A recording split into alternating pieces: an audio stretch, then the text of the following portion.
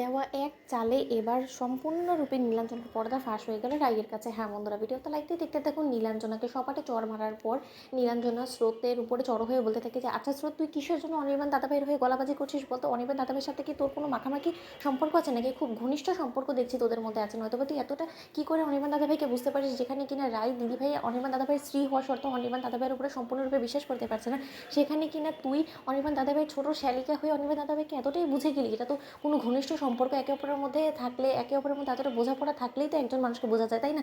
অন্যদিকে স্রোত বলতে থাকে যে নীলাঞ্জনা দিদিভাই তুই মুখ সামলে কথা বল, তুই কিন্তু আমার ধৈর্যের পরীক্ষা নিস না। ঠিক সেই মুহূর্তে স্রোত বলতে থাকে যে বর্দি ভাই তুই একটা জিনিস ভেবে দেখেছিস, যদি এই মানুষটা আর বিন্দু মাত্র কোনো রকম কোনো ষড়যন্ত্র করার উদ্দেশ্য নাই থেকে থাকতো, তাহলে ও ঘুরিয়ে পেঁচিয়ে শুধু এক জায়গায় কেন চলে আসছে বলতো?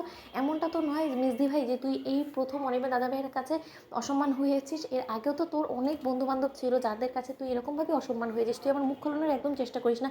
রায় দিদিভাইয়ের বিয়ের আগেও কিন্তু তুই একবার এরকম করে একটা ট্র্যাপে পড়ে গিয়েছিলিস এবং সেই ট্র্যাপ থেকে কিন্তু তুই ভাগ্যক্রমে বেঁচে এসেছিলিস। কই তখন তো তুই এরকম চিৎকার চেঁচামেচি করিসনি, এতটা তোর শ্লীলতাহানি করার চেষ্টা করছিস, তখন তো তুই এরকম করে বাড়িয়ে চাড়িয়ে বলিসনি। তাহলে আজ কেন তোর এত গায়ে লেগে যাচ্ছে? তোর চরিত্র নিয়ে তোর এতটাই কেন কনসার্ন হচ্ছেন? তো সেটাই বুঝতে পারছি না। অন্যদিকে নীলাঞ্জনা চিৎকার করে স্রোতকে অপমান করে বলতে থাকে যে দেখেছো সার্থক, এখনও সময় আছে, তোমারও চোখ খোলানোর দরকার ছিল। আজকে এক সুযোগে সব কিছু তোমার সামনে বেরিয়ে আসছে, দেখতে পাচ্ছ? তার মানে তুমি যে তোমার বউ রীতিমতো অনির্বাণ দাদাভাইয়ের সাথে ফষ্টি নষ্টি করে বেড়ায়, অনির্বাণ দাদাভাইয়ের সঙ্গে চুটিয়ে প্রেম করে বেড়ায়, নয়তোবা তোমারই সামনে সে পরপুরুষের হয়ে কী কারণে এরকম করে আওয়াজ উঠাচ্ছে। তার থেকে বড় কথা, পরপুরুষের জন্য কিসের এত ওর দরদাম, তো সেটাই বুঝতে পারছি না। যেখানে কিনা ওর বোন নিজে এতটা লাঞ্ছিত হয়েছে এই পুরুষটার কাছে, সেখানে কিনা এই পুরুষের সাপোর্টে ও গিয়ে যাচ্ছে। ঠিক সেই মুহূর্তে সার্থক বলতে থাকে যে মিসদি ভাই মুখ সামনে কথা বলো, আমি কিন্তু আমার বইয়ের কোনো রকম কোনো অসম্মান বা অপমান আমি সহ্য করবো না। অন্যদিকে নীলাঞ্জনা বলতে থাকে যে বা তার মানে এটাতে তোমারও সায় আছে, তোমার স্ত্রী আরেকজনের সঙ্গে চুটিয়ে ফষ্টি নষ্টি করে বেড়াবে আর সেটাতে তোমার সায় আছে। আমি দেখে